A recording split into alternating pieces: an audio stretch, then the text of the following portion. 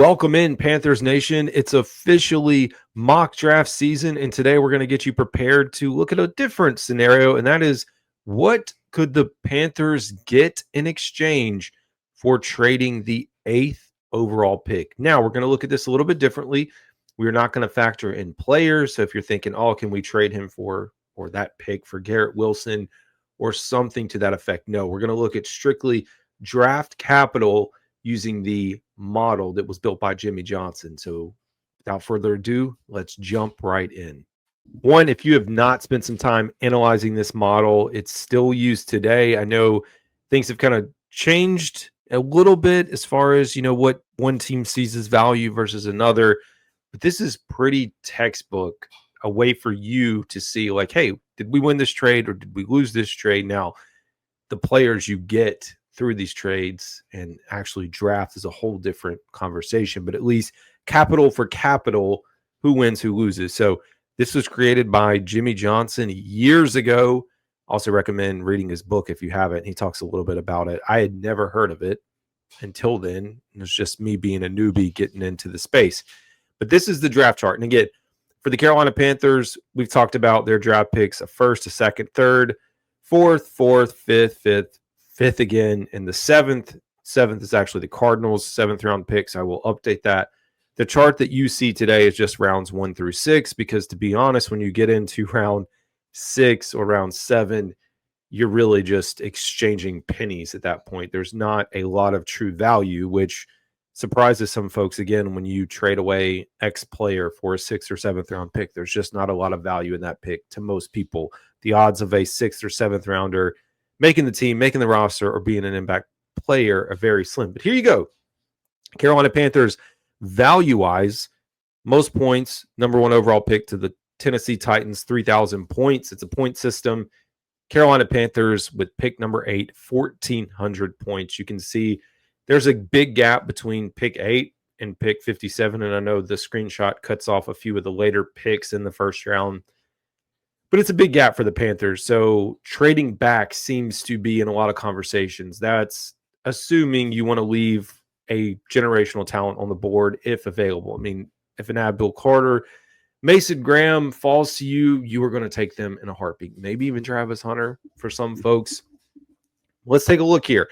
So again, 1,400 points in the first round, 330 in the second, 220 in the third. You can see how as you move further and further out, the value of these picks drop.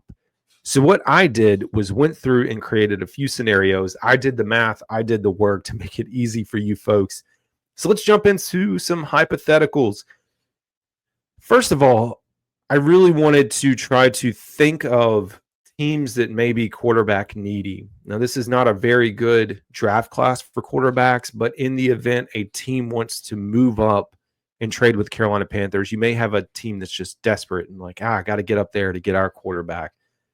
Pittsburgh Steelers, although I don't really see them being a team that would want to trade up, under the regime of Mike Tomlin, they really haven't had a quarterback since Ben Roethlisberger. We know about Kenny Pickett. That was a later in the 20s pick. They've never really gone up and got one. I know they have Russell Wilson and Justin Fields as free agents. So this may be a moot point. But at least for now, we're going to assume quarterback is still a need for this team. So what I have proposed, again, trying to get equal value here. We can try to get the numbers as close as possible, but you have to remember they're still humans. And if a team feels like they're being fleeced or this is not of good value, they may deny it. Say, no, this doesn't work for me. But Pittsburgh gets pick number 8 in first rounder. Carolina Panthers move back to 21. That's a pretty big jump to go from 8 to 21. I would like them to move back a few spots if possible, which we'll get into. But pick 21 is 800 points. Then you also throw in a second rounder from Pittsburgh, which is equivalent to 380, and a 4th round pick, again, just to kind of round out the edges. It's not going to be perfect, but you're talking close to 1,230 total points. Now, again, we have 1,400 where we are. You're in this trade, it's not going to be perfect. Now, that 4th round pick could be a 5th, could be a 6th. It could also be a pick next year. It really just depends.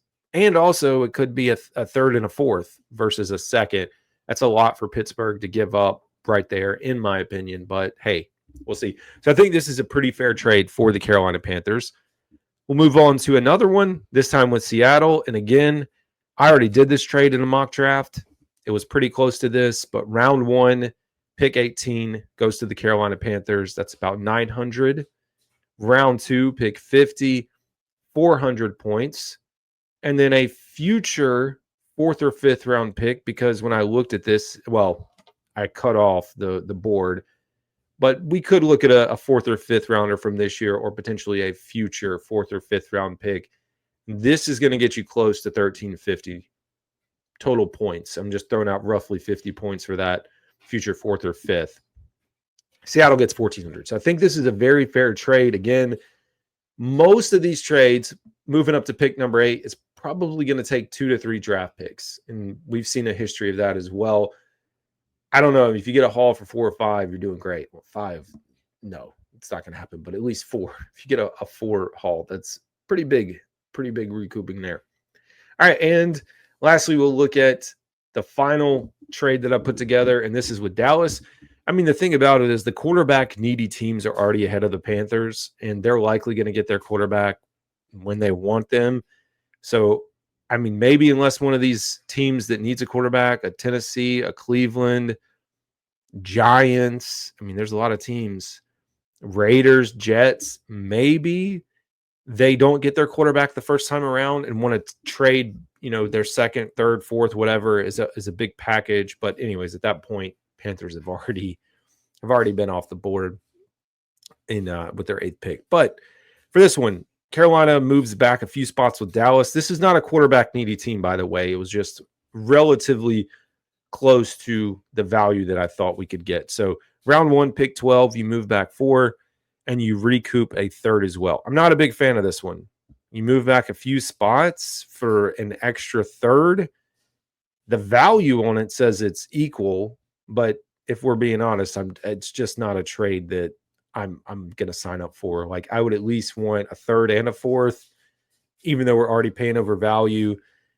We've already worked with Dallas as well, and we already have their 4th round pick. So who knows if we'd want to negotiate more. But those are the picks that I put through. I mean, if we go back, of course, just looking at the chart itself now, I mean, Tennessee, they can get a quarterback if they want it. They may go with Abdul Carter. Cleveland, there's going to be quarterback needy teams, like we said. Maybe New Orleans, but they're right behind us by 1 pick. They know we don't need a quarterback. Chicago's set. San Francisco's set. Dallas is set. Miami probably set. Indy, yes. Atlanta, Arizona, Cincinnati, Seattle. Like every other team, once we get further and further back, has their quarterback.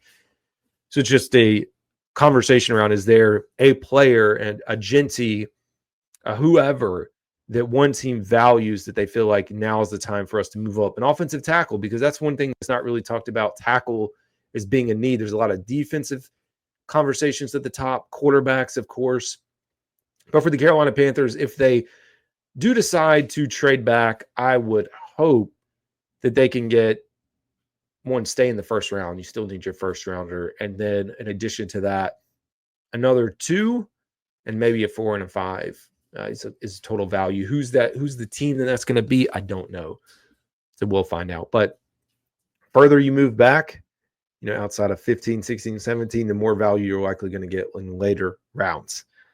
Anyways, folks, this is Carolina Dad. Appreciate y'all tuning in, and y'all have a good one.